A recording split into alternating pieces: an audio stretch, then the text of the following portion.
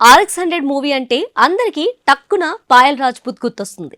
తొలి సినిమాతో మంచి క్రేజ్ ను సొంతం చేసుకునే బ్యూటీ ఇప్పుడు అవకాశాల కోసం ఎదురు చూస్తుంది. తక్కువ టైంలోనే ఎక్కువ సినిమాల్లో నటించింది ఈ ముద్దుగుమ్మ. హీరోయిన్ గానే కాకుండా వచ్చిన ప్రతి అవకాశాన్ని వినియోగించుకుంటూ వచ్చింది.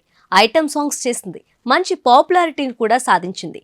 అలాంటి పాయల్ రాజ్పుత్ చివరగా గత ఏడాది మంగళవారం మూవీతో ప్రేక్షకుల ముందుకొచ్చింది. మంగళవారం మూవీ హిట్ టాక్ ను సొంతం చేసుకోవడమే కాకుండా పాయల్ నటన అయితే అవార్డు విన్నింగ్ లెవెల్లో ఉందని చాలా మంది ప్రశంసించారు. ఆ తర్వాత రక్షణ అనే మూవీ చేసింది పాయల్. ఈ మూవీ అంతగా ఆడలేదు. ఇక ఇప్పుడు ఈ ఏడాది ఒకే మూవీతో థియేటర్లోకి వచ్చింది పాయల్.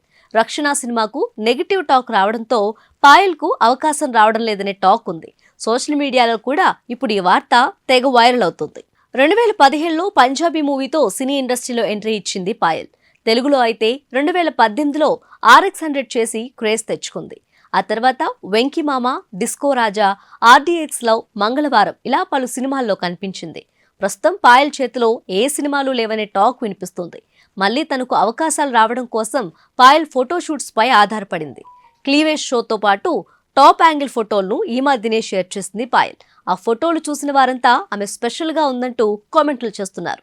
మరి సినిమా అవకాశాలు కూడా వచ్చి ఈ అమ్ముడు మరింత బిజీ అవ్వాలని మరికొందరు కోరుకుంటున్నారు.